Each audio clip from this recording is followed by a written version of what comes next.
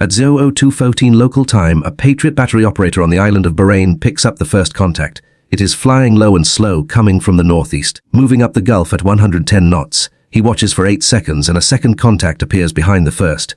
Then a third appears, then 6 more. They are Shahd swept-wing kamikaze drones with 2-stroke engines in the tail and enough explosives to destroy a building. At least a dozen of them are aimed at Naval Support Activity Bahrain, a base where 8,000 American soldiers and their families are sleeping half a mile from the perimeter fence. The battery commander's problem is not tactical. These things fly in a straight line at the speed of a small plane. His problem is arithmetic. A PESI-3 interceptor costs $4 million per round. Shooting one at a $30,000 Shahd is like swatting a mosquito with a Rolex. It works, but you are not getting the Rolex back. And every round he fires is one he will not have if something bigger shows up behind the swarm. But protecting civilian life is non-negotiable. He fires. The canister blows open, and the PEG-3 clears the launcher on a pillar of white exhaust.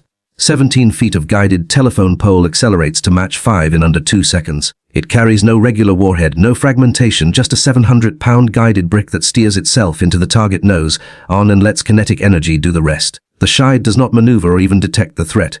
The PEG-3 shreds it over the harbor and debris rains into the water.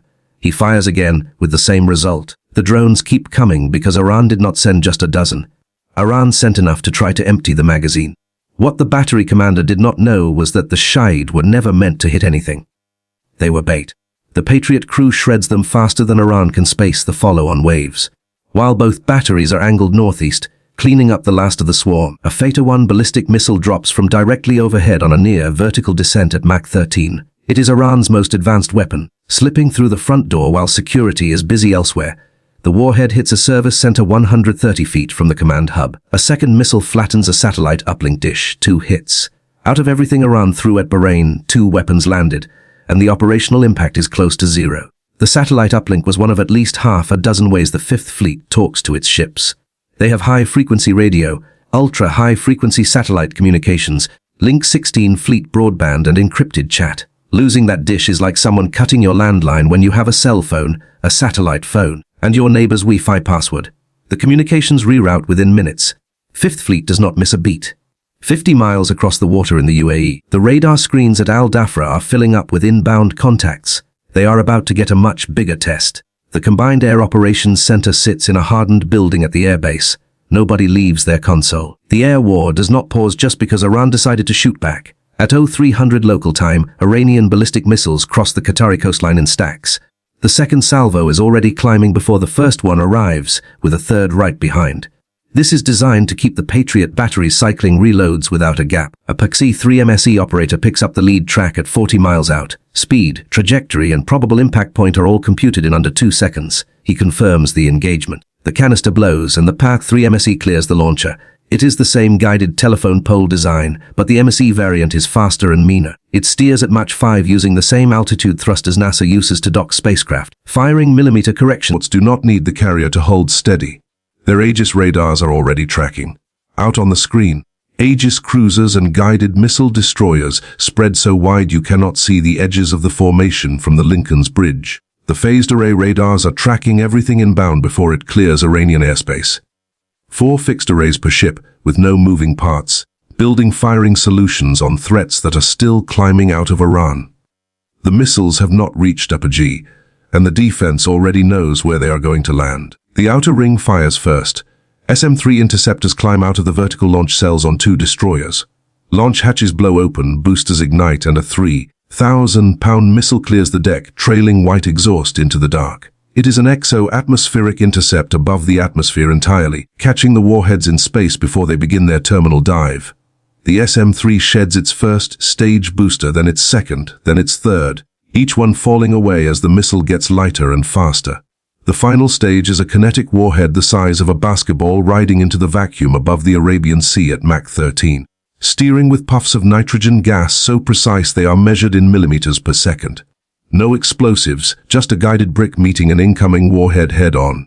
Like threading a needle if the needle and thread were both moving at 10,000 miles per hour and neither one gets to try twice.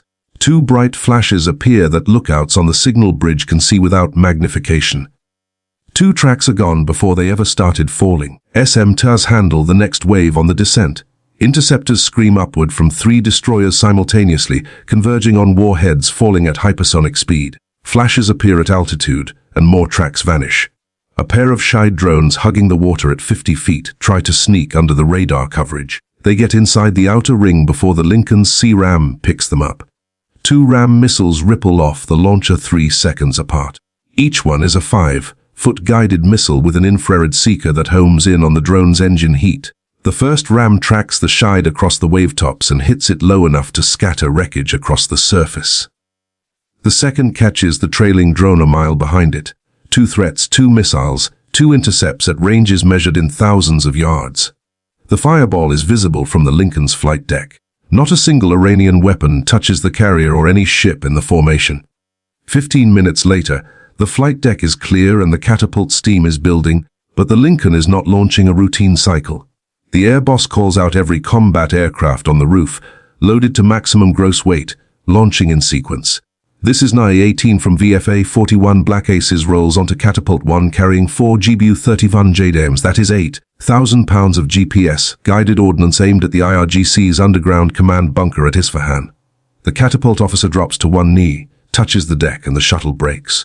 0 to 165 miles per hour in under 3 seconds. The Super Hornet clears the bow and climbs east. Behind it, Catapult 2 fires, then 1 again, then 2. 14 jets in 9 minutes, Super Hornets, Growlers, and a Hawkeye riding high to quarterback the strike. Every pylon is loaded, and every jet is headed for Iran. Iran took their best shot trying to shut this carrier down. It bought them 15 minutes of empty flight deck. And now every single one of those missiles is answered. Not with interceptors, but with JDAMs falling on the facilities that just launched or coordinated them. If you enjoyed this video, check out our other video on how the US and Israel launched Operation Epic Fury and dismantled Iran's military in a single day. Bye for now.